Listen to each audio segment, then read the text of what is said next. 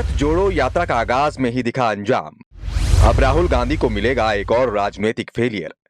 विपक्षी दलों ने भारत जोड़ो यात्रा से बनाई दूरी, बड़ा प्लान फेल, अकेली पड़ी कांग्रेस। कहावत है कि डूबते को तिनके का सहारा ही बहुत होता है। शायद यही सोचकर राहुल गांधी ने अपना अस्तित्व तलाशती देश की सबसे पुरानी पार्टी कांग्रेस के लिए भारत जोड़ो यात्रा शुरू की है। लेकिन राहुल का ये दांव भी उल्टा पड़ता दिखाई दे रहा है, क्योंकि विपक्षी दलों ने भारत जोड़ो यात्रा और कांग्रेस से दूरी बना ली है।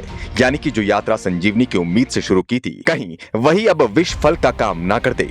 आपको बता दें कि फिलहाल कांग्रेस के युवराज राहुल गांधी कांग्रेस की खोई जमीन वापस पाने के लिए भारत जोड़ो यात्रा निकाल रहे हैं, जो कि कन्याकुमारी से शुरू होकर जम्मू कश्मीर में खत्म होगी।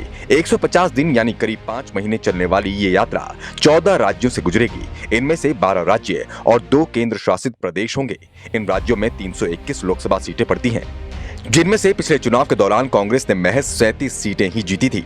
तमिलनाडु से इस यात्रा को शुरू करने के पीछे एक ये भी वजह है कि 1991 में राजीव गांधी की हत्या यहीं हुई थी और कांग्रेस इस बार पब्लिक अटैचमेंट लेने का कोई भी मौका छोड़ने के मूड में नहीं है, जिसका नजारा सबने यात्रा शुरू होने से पहले ही राहुल गांधी के संबोधन में भी देखा था कि किस तरह पूर्व प्रधानमंत्री राजीव गांधी का जिक्र करके लोगों से भावनात्मक रूप से जुड़ने की कोशिश की थी।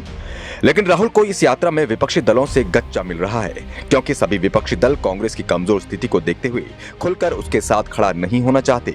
और इसकी वजह यह है कि आज विपक्ष में भी कई नेता ऐसे हैं जो खुद को प्रधानमंत्री प्रोजेक्ट के तौर पर पेश करना चाहते हैं। ऐसे में उन्हें डर है कि अगर वो खुलकर राहुल गांधी के साथ खड़े होते हैं तो कांग्रेस बड़ी ही होशियारी के साथ राहुल गांधी को विपक्ष के नेता के तौर पर देश के सामने प्रस्तुत करेगी और उनकी उम्मीदवारी खतरे में पड़ जाएगी।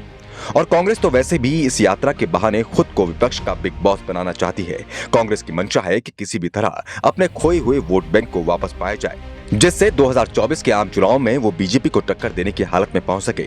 लेकिन यहाँ पर एक बात ये भी है कि कांग्रेस को भारत जोड़ो यात्रा से वैसे कोई फायदा मिले या ना मिले, लेकिन कांग्रेसी कार्यकर्ताओं के लिए यात्रा एक बूस्टर डोज की तरह काम करेगी और उनमें जोश भरेगी, क्योंकि कई सालों से निष्क्रिय पड़ी कांग्रेस के कार्यकर्ता लगातार निराशाओं के बादलों में घिरे हैं और शायद वो मन ही मन ये भी मान चुके थे कि अब पार्टी धीरे धीरे देश से विलुप्त होने की कगार पर है। तो वहीं कांग्रेस के बड़े नेताओं ने तो अभी से भारत जोड़ो यात्रा और राहुल गांधी का गुणगान करना शुरू भी कर दिया।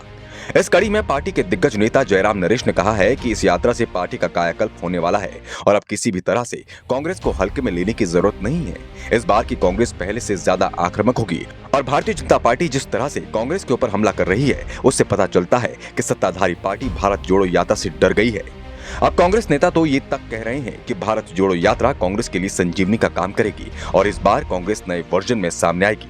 ये सब तो ठीक है, लेकिन अब यहाँ देखने वाली बात ये भी है कि जो कांग्रेस अपने अध्यक्ष के चुनाव में ही इतनी उलझी हुई है, वो आखिर कैसे इन सभी चुनौतियों से निपट पाएगी। आखिरकार कैसा होगा कांग्रेस का नया वर्जन? क्या नए रूप में कांग्रेस अपने पुराने दिनों को वापस ला पाएगी या फिर अभी अपने उद्धार के लिए कांग्रेस को और इंतजार करना होगा?